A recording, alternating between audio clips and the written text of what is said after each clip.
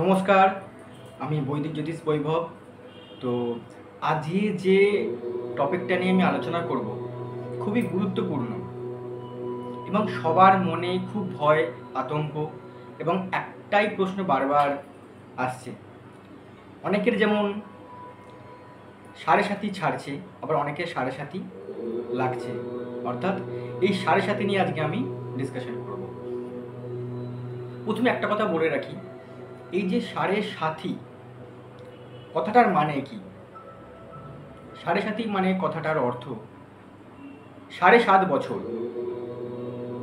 এই সাড়ে সাতি হয় আমাদের গ্রহরাজ কিং যে স্যাটার্ন, শনি মহারাজের বিভিন্ন ঘরে থাকা, তার আগমন, প্রত্যার্পণ। অর্থাৎ শনি মহারাজ গ্রহদের মধ্যে সবথেকে স্লো প্ল্যানেট, যেটাতে প্রত্যেক ঘরে, অর্থাৎ এই যে রাশির যে 12টা রাশি আছে, মেষ, বৃষ, মিথুন, কর্কট, সিংহ, কন্যা, তুলা, বৃশ্চিক, ধনু, মকর, কুম্ভ, মীন, এই 12টা ঘরে টোটাল 30 বছর থাকে। অর্থাৎ প্রত্যেকটা ঘরে 2.5 বছর করে থাকবে। অর্থাৎ 3টে ঘর থাকাকালীন সাড়ে সাতি বা 7.5 বছরের একটা ক্যালকুলেশন হয়। যেমন খুব উদাহরণস্বরূপ বলি, এখন শনি মহারাজ কুম্ভতে আছে। অর্থাৎ কোন কোন 3টে ঘরে তাহলে সাড়ে সাতি হবে? কুম্ভের আগের ঘরটা মানে মকর, কুম্ভের ঘরটা এবং মীন। খুব তাড়াতাড়ি 1 মাসের মধ্যেই তার ঘর চেঞ্জ করছে আমাদের গ্রহরাজ শনি। অর্থাৎ সে মিনে আসছে। সেই হিসাবে মকর রাশি শনি সাড়ে সাতি থেকে মুক্তি পাচ্ছে এবং এই মুক্তি পাওয়ার পর তার যে ফল এবার ভোগ করবে।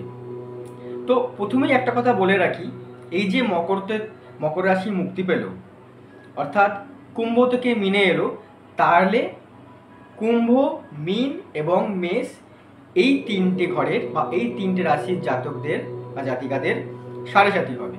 তো অনেকেই একটা মনে প্রশ্ন খুবই গুরুত্বপূর্ণ, যে সাড়ে সাতিতে কী হবে? অনেকে হয়তো ভয় পায় যে তাদের হয়তো অনেক বড় ক্ষতি হয়ে যাবে, তাদের হয়তো রিলেশন ভেঙে যাবে, তাদের কর্মের ক্ষতি হবে, তাদের হয়তো অনেক জীবনে উত্থান পতন আসবে, অনেক কিছু হারাতে হবে, অনেক ভয় পাচ্ছে।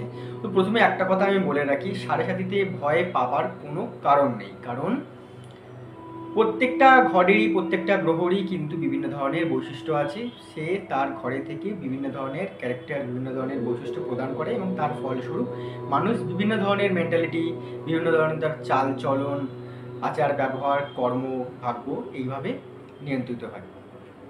তো এই যে গ্রহরাজ শনি বিভিন্ন ঘরে থাকছে, চেঞ্জ করছে, তার ফলস্বরূপ যেহেতু কর্মফল দাতা তিনি, তো সেই হিসাবে তার ফল ভোগ করতে হয়। কারণ আমরা যে কর্ম করি সেই কর্মের একটা ফল তো হবেই।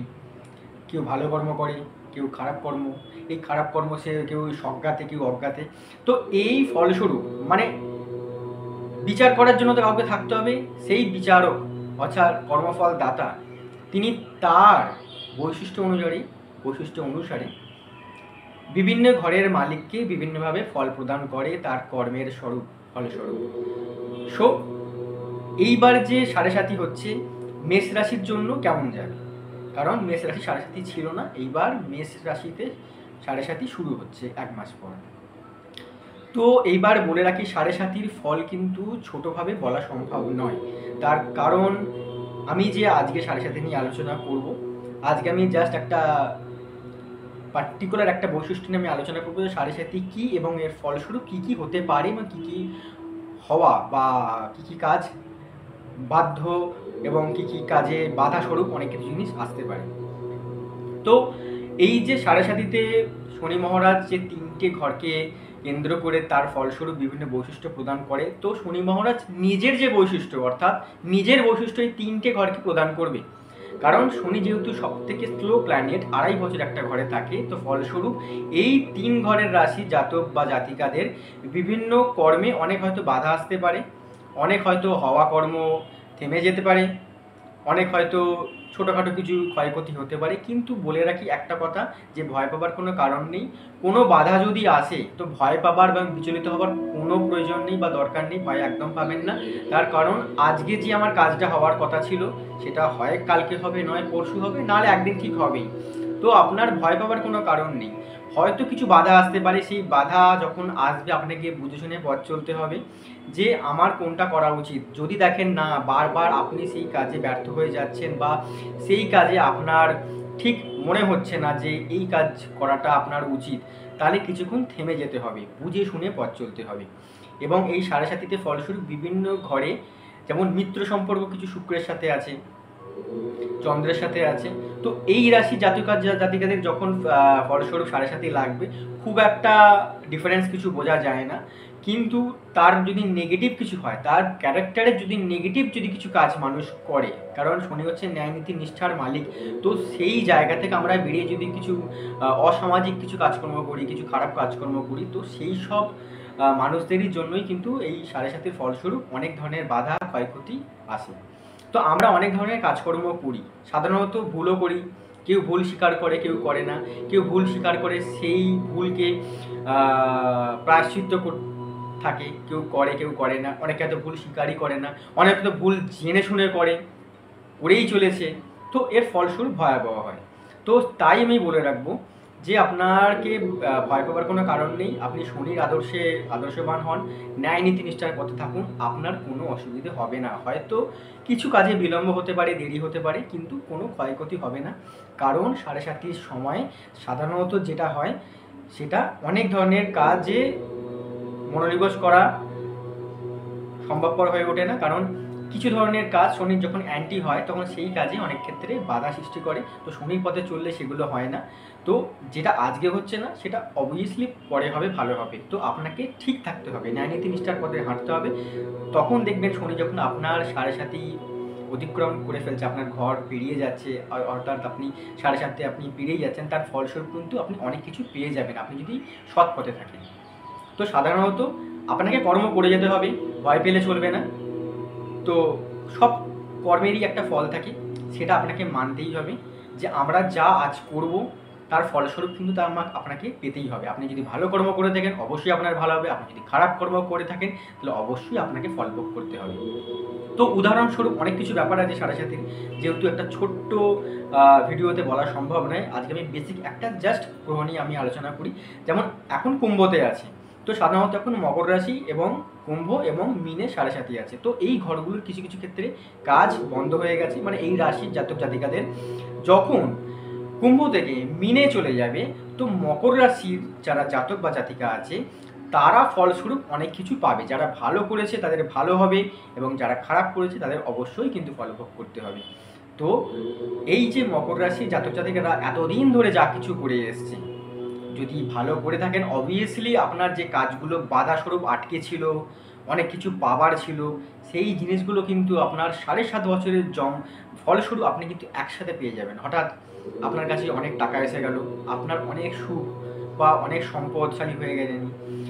আবার আপনি যদি কোনো খারাপ কর্ম করে থাকেন আপনাকে কিন্তু ফলস্বরূপ আপনাকে ভোগ করতেই হবে।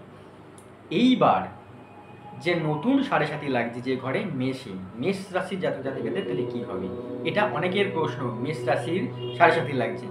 কারণ আমরা সবাই জানি যে মেষ রাশি অর্থাৎ মঙ্গল, যেহেতু মঙ্গল শনির মধ্যে কিন্তু একটা অ্যান্টি সম্পর্ক আছে।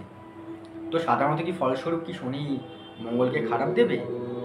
অনেকের এটা প্রশ্ন, কিন্তু আমি বলবো মঙ্গল কিন্তু মকরেই তুঙ্গ হয়, অর্থাৎ শনির ঘরেই কিন্তু তুঙ্গ হয়। মঙ্গল কিন্তু শনিকে মানে।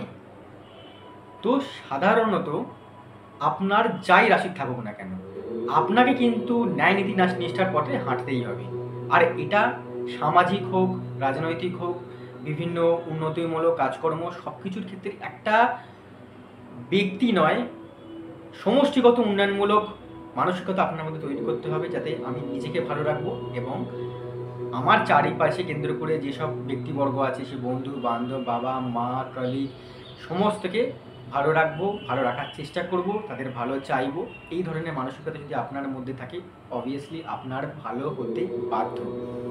তো সাধারণত 1 মাস পরে যে মেষ রাশির সাড়ে সাথী লাগছে, তো ক্ষেত্র বিশেষে যেটা হতে পারে, অনেকের হয়তো হওয়া কাজ আটকে গেল, ভয় পাবেন না।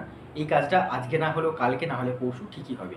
তো আপনাকে সবসময় ন্যায় নীতি নিষ্ঠার পথে হাঁটতেই হবে। এছাড়া কুম্ভতে সাড়ে সাতির শেষ পর্যায়ে তখন আরও কিছুদিন ওয়েট করতে হবে। আরও 2 বছর 2.5 বছর পর সেও সাড়ে সাতি থেকে মুক্তি পাবে এবং তার ফলস্বরূপ তাকে ভালো এবং খারাপ কর্মের ফল ভোগ করতে হবে। তারপরে মীন থেকে মুক্তি পাবে এবং মীন রাশির জাতক জাতিকাদেরও সেই একই জিনিস ভোগ করতে হবে। অর্থাৎ ভালো এবং খারাপ আপনার কিন্তু কর্মের ওপর নির্ভরশীল। এটা কিন্তু একদমই নয় সাড়ে সাতি মানেই আপনার খারাপ হবে। হয়তো দেখা গেছে অনেক ক্ষেত্রে যে সাড়ে সাতিতেই অনেক কিছু জিনিস ভালো হয়েছে, কারণ শনি মহারাজ দেখবে আপনার কর্ম কেমন, আপনার চিন্তাধারা কেমন। সে কিন্তু ন্যায় নীতি নিষ্ঠার ধারক বাহক ও পালক, সে কখনোই কারো খারাপ করে না। সো আপনাকে এই জিনিসটা সবসময় মাথায় রাখতে হবে। আপনাকে একটা মানসিকতা আপনার মধ্যে তৈরি করতে হবে যে আমি ভালো থাকবো এবং ভালো রাখবো। এই জিনিসটা সবথেকে বড় বৈশিষ্ট্য। যে আমরা যে জ্যোতিষ, আমরা শুধু পথ প্রদর্শক, আমরা শুধু বলতে পারি যে আপনাকে ভালো করতে হবে এবং তার জন্য কীভাবে কী করা দরকার, কোনটা ঠিক পথ কোনটা বেঠিক আপনাকে গাইড করতে পারি, আপনাকে প্রতিকার বলতে পারি, কিন্তু কর্ম কিন্তু আপনাকেই করতে হবে। আর এই কর্ম কিভাবে করবেন তার জন্য আপনাকে কিন্তু আপনার নিজের মধ্যে পজিটিভ মেন্টালিটি তৈরি করতে হবে, উচ্চ মানসিকতা তৈরি করতে হবে, ভালো করার মানসিকতা তৈরি করতে। যদি আপনি এটা পারেন করতে, অবশ্যই কিন্তু আপনি ভালো কর্মে সাফল্য পাবেন আর আপনার ভালো হবে এবং সাড়ে সাতির ফলস্বরূপ আপনার জীবনে অনেক অনেক অনেক ভালো হবে। সাড়ে সাতি মানে খারাপ নয়, সাড়ে সাতি হচ্ছে একটা আপনি যা করেছেন তার ফলস্বরূপ, বিচার স্বরূপ একটা শুধু বৈশিষ্ট্য বা একটা জায়গা যেখানে শনি মহারাজ তার কর্মের বিচার করে থাকে সমস্ত জীবজগত প্রাণী সমস্ত সব কিছুর উপর। এটাই হচ্ছে মেন কথা। নমস্কার।